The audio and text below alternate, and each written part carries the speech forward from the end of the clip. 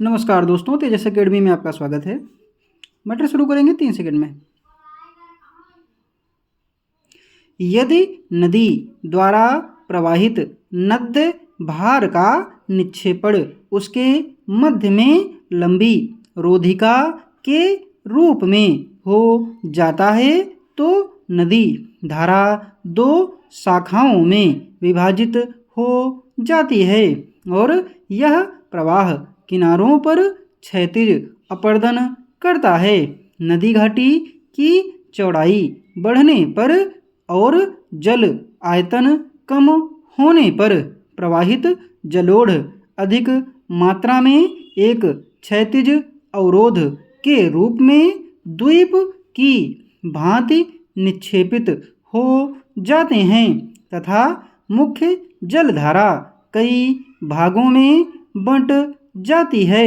गुम्फित नदी प्रारूप के लिए तटों पर अपर्दन व निक्षेप आवश्यक है या जब नदी में जल की मात्रा कम तथा जलोढ़ अधिक हो जाए तब चैनल में ही रेत, मिट्टी, बजरी आदि की लंबी अवरोधिकाओं का जमाव हो जाता है और नदी चैनल कई जल वितरिकाओं में बट जाता है। जल प्रवाह की ये वितरिकाएं आपस में मिल जाती हैं और फिर पतली पतली उपधाराओं में बट जाती हैं। इस प्रकार एक गुम्फित नदी प्रारूप का विकास होता है। जलवाष्प वायुमंडल में उपस्थित ऐसी परिवर्तनीय गैस है जो ऊंचाई के साथ घटती जाती है। गर्म तथा आर्द्र उष्ण कटिबंध में यह हवा के आयतन का 4% होती है जबकि ध्रुवों जैसे ठंडे तथा रेगिस्तानों जैसे शुष्क प्रदेशों में यह हवा के आयतन के 1% भाग से भी कम होती है। विषुवत वृत्त से ध्रुव की तरफ जल वाष्प की मात्रा कम होती जाती है। यह सूर्य से निकलने वाले ताप के कुछ भाग को अवशोषित करती है तथा पृथ्वी से निकलने वाले ताप को संग्रहित करती है। इस प्रकार यह एक कंबल की तरह कार्य करती है तथा पृथ्वी को न तो अधिक गर्म तथा न ही अधिक ठंडा होने देती है। जलवाष्प वायु को स्थिर और अस्थिर होने में भी योगदान देती है। क्या कोई व्यक्ति वायु के बिना रह सकता है?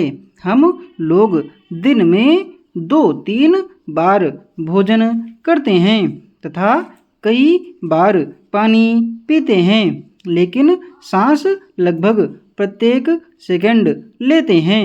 जीवित रहने के लिए वायु सभी जीवों के लिए आवश्यक है।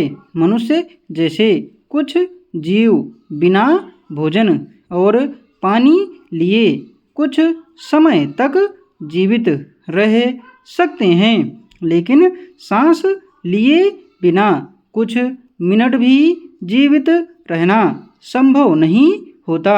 यही कारण है कि हमें वायुमंडल का विस्तृत ज्ञान होना चाहिए।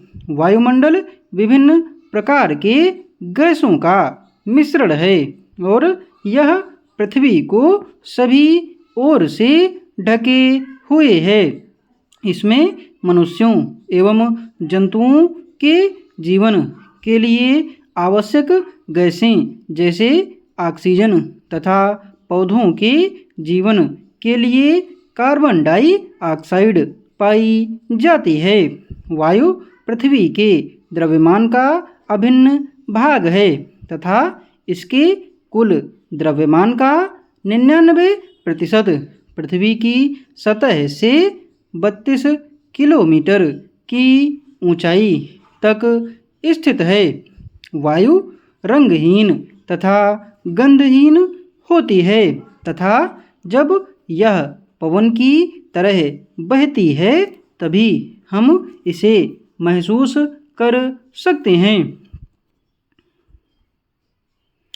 स्पीड 85 शब्द प्रति मिनट रही है। PDF आपको टेलीग्राम पर मिल जाएगी। टेलीग्राम चैनल का लिंक डिस्क्रिप्शन बॉक्स में दिया हुआ है।